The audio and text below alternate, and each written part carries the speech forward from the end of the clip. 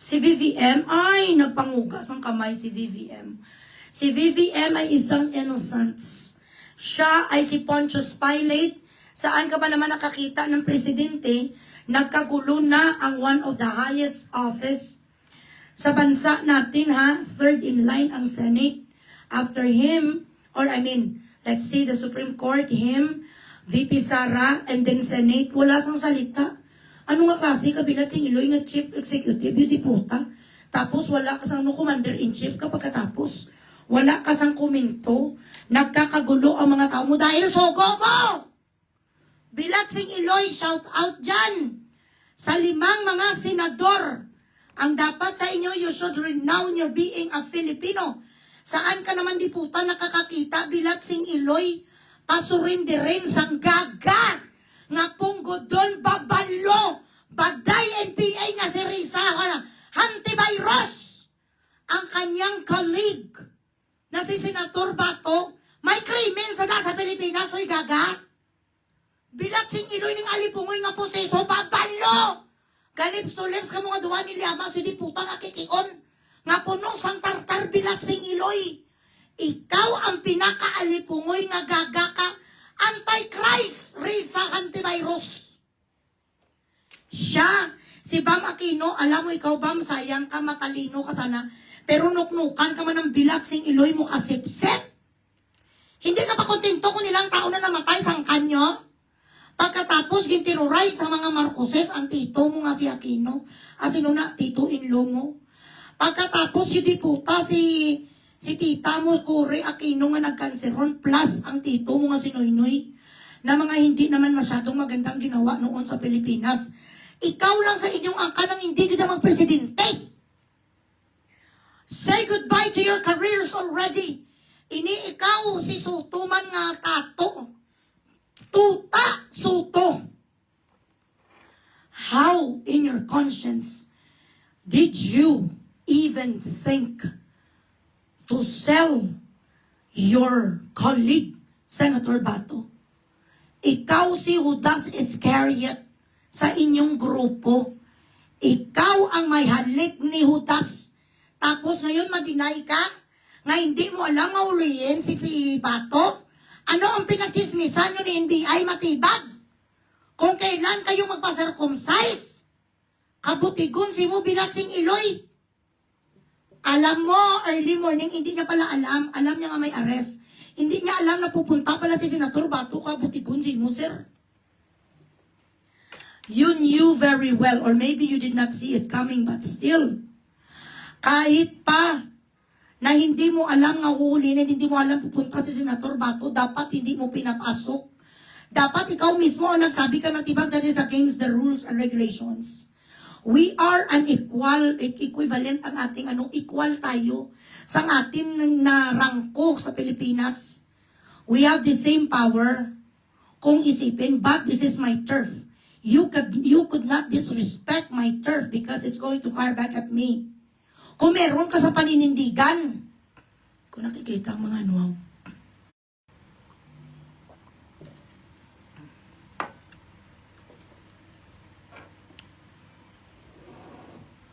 Tuta ka, tuta! Ikaw ang ginatawag nga aso. Sa ilang dekada, putang ina nga nakaupo ka dyan nga kang nagradwa. Kahit nga sa school, bukol ka lang nag-graduate. Gibuto-buto kung paninoon ang bilat sing Iloy. Hindi ka lang manggagahasa, bilat sing Iloy, Judas ka pa. Paano mo yan naatin sa konsensya mo? Sa ilang taon nga pagsasama nyo dyan ni Bato, dapat meron kayong camaraderie. You should not let the House of fucking Senate fall. Agrabyado kayo. Siyam lang kayo bilat sing Iloy nyo. Tapos 13 sa kabila. Ining alipungoy man nga si Subiri who does not have the balls, ikaw Subiri. Pogi ka lang ang bilat sing Iloy, ka man nga silahis, ka nga silay city. Pero wala ka paninindigan. Yan ang mga tawag sa mga tao nga mga balimbing. Dapat hindi na ni si Subiri ginabuto ulit kasi you cannot rely on him. I would have respected you better if you at least chose a side. Dapat may side ka nga pinili, at least malaman kung nga may paninindigan ka. But for a senator like you who abstained, it means that you are somebody that we could not rely on to. The only thing that you show when you abstain from certain voting is that wala ka sang integridad, wala ka sang honor. Ikaw ang isang klase, isang tao nga sala sa init, sala sa lamig. Traidor ka, Soto.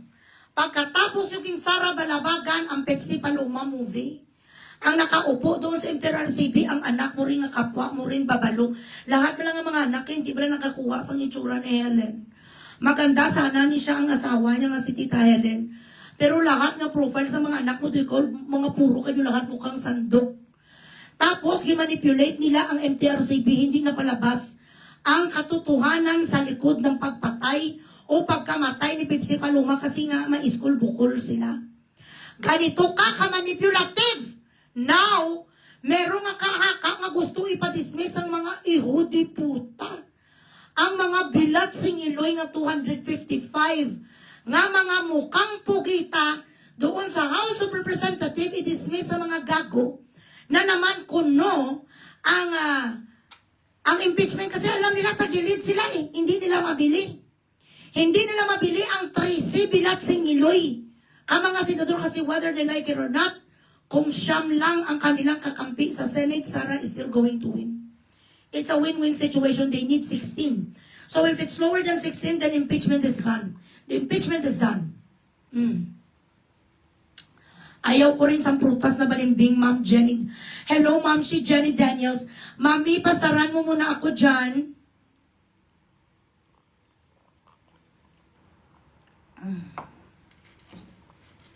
Walang iya ang yudi putaya. Tumanda ka na kaglahat, dahin ka na nga, amoy lupa kang mukha mo doon si Enrile na. Nakuha mo pa nga hudasin si Bato. Katuntusi mo. Oo.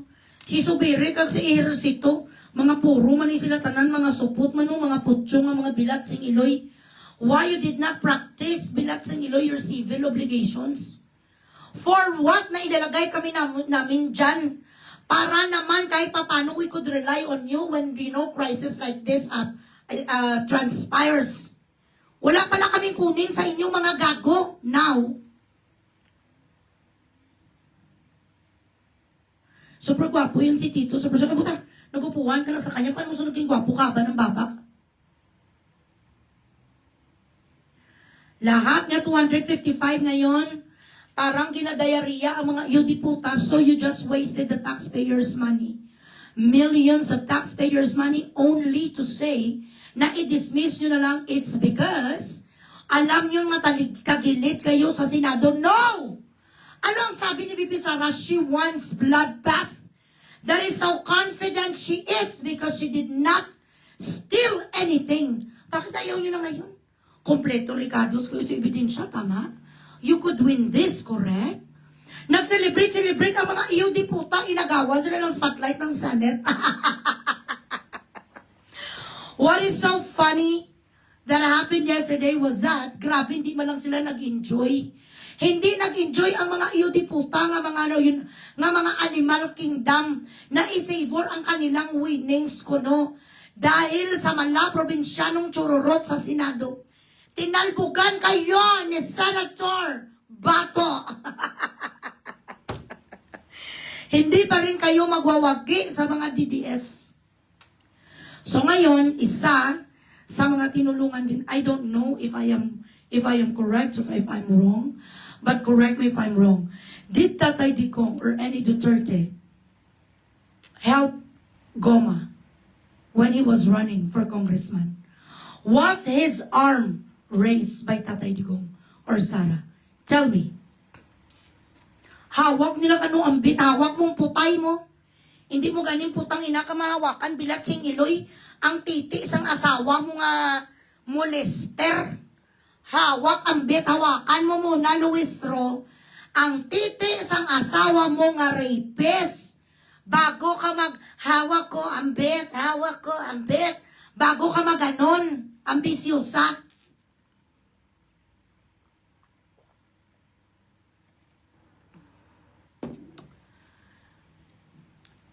Sri Revilla ngayon, lahat sila nag-SM. Sino na sila? Ang anak ng mga anak ng Mandarambong, ang anak ng Mandarambong, kaga no, mandarambong kaga martir nga alipungoy nga asawa. Ilang beses na binatsing Iloy ginloko sa asawa, hindi niya kayang ipaglaban ng kanyang sarili.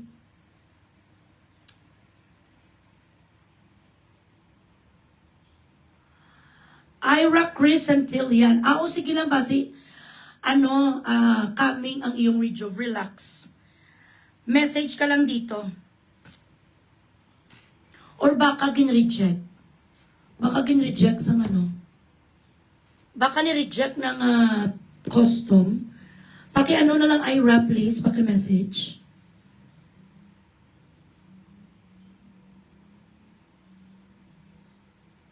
Yeah. The parade, but it wasn't just rain. It was flooded, correct? I want to rain your parade. Charing. Share the live ang stars, guys. Ang secret ko, nilulunok kong tamod ni Daddy Books, guys.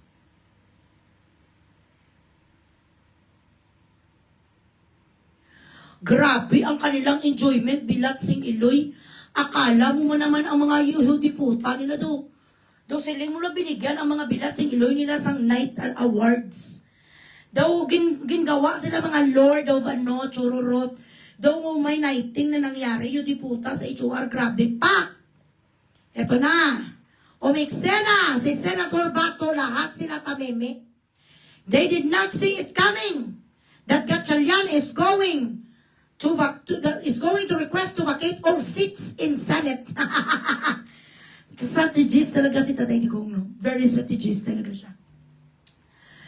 I know for a very fact that whatever happened yesterday, this is the strategy of Tatay Digong. Have Bato show up to cast his vote.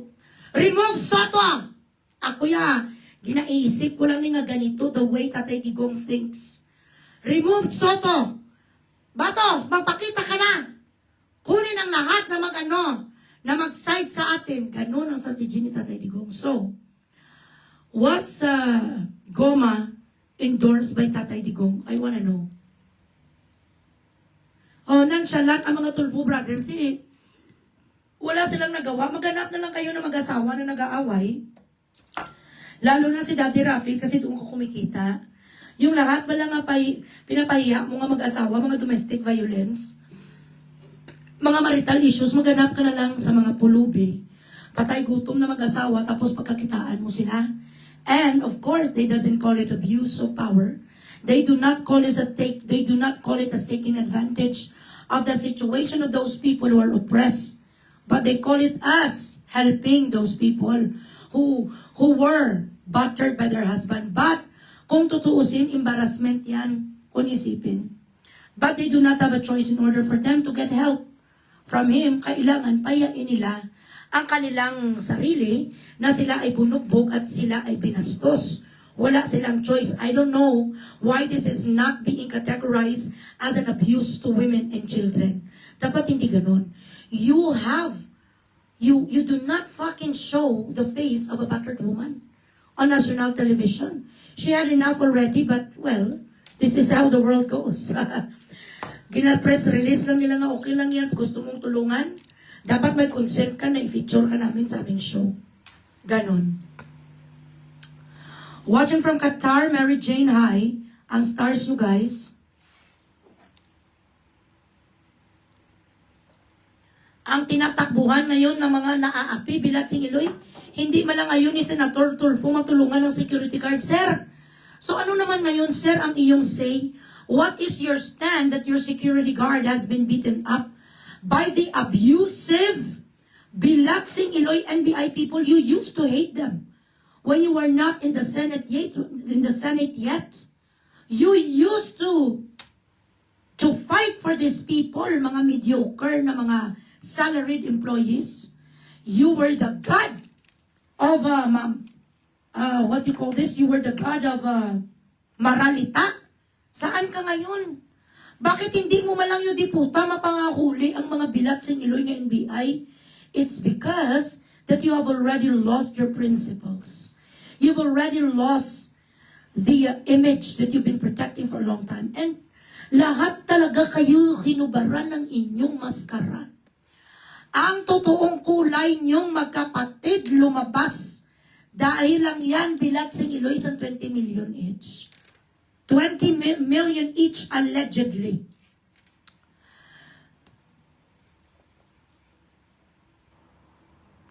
So, he was helped by Tatay Digong, si Richard.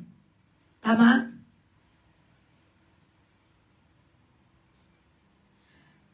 Okay, sadali. Yeah, it was Tatay Digong who strategized everything. Again, guys, please confirm. Ako na lang kanili mga hanap.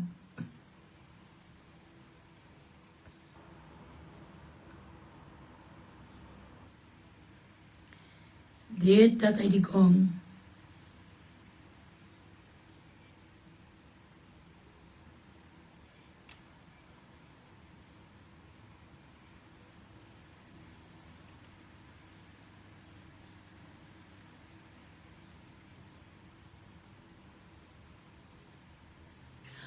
they were consistent supporters of the Duterte. Sila ng kanyang asawa.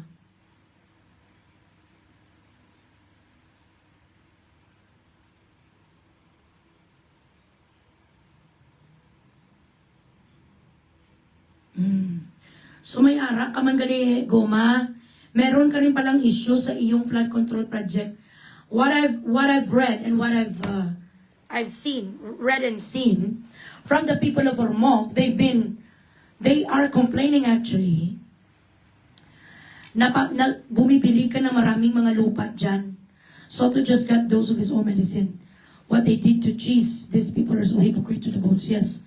So, marami kaninang nag-message sa akin ng mga constituents mo, apparently, Goma, na binibili mo ng mura ang mga lupa, naging sakim ka na rin. And they said that you are very vindictive. When you are criticized by somebody, talagang kahanap ka para maka-revenge ka. Well, I do not give a flying fuck. For me, in my eyes, you are a public servant and we are entitled to scrutinize you, to judge you, to say what we feel, at para i-expose kung anuman pinanggagawa mo dyan sa Ormoc, because nobody is perfect after all. Kahit gwapo ka pa, ngayon, sa dinami-dami ng tinulong sa'yo kung ikaw lang hindi ka magdaog, Guma. Tapos ngayon, ipokrito ka nga magsalita. Nag-yes ka sa impeachment ni Sara, Guma, dahil para sa bayan ni Yuta! Para sa bayan na Allen! Para sa bayan na House of 125 billion! Hindi mo nga ma-explain ang mga yudiputa nga flood control sa Ormoc! Ang mga pagbibili mo sa mga lupain dyan na balor magkano lang 500 pesos per square meters, binibenta mo sa LGU, putang inatag 3,000. So you are you are an incumbent congressman, and then you transform into someone who is a civilian, and then you buy private lands kahit ayaw pa ng mga tao ibenta. Sabi nila, allegedly, you are threatening them. I'm saying allegedly, and then you buy it for a cheap price, and then binibenta mo sa LGU ng mahal. So you have to address this as well, Mr. Gomez. Ang iyong patutsada nga ikaw ay nagyos, wala ka rin sa utang na loob. Ano karumaldo ba na ginawa ni Sara? Para talikuran nyo siya. Putang ina kayo para sa magkano? 200 million na project nyo sa loob ng 2 taon pa. You're not going to make it again in the next election. It is 200 million. It's just going to fucking disappear like a fucking smoke. Mayaman na kayo eh. Nakatapi ka na sa asawa mong binalita noon, ginblind item noon ni Karen Davila. Maraming nakawitness ng asawa mo ay isang Matet de Leon. Hanggang ngayon, hindi mo na na-address, puro kayo akusar-akusar. Ang aking 2 kasamahan noon sa apartment sa Manila, witness talaga sila. Mahilig talaga ang asawa mo magkupit, siguro, I don't know, it's something in their head. Na parang they feel accomplished and satisfied when they think that they have taken something, tapos walang may nakakita sa kanila, it's like a game inside their head. Napagamot mo na sir, ang haka-haka, na ang iyong asawa kuno ay klipto.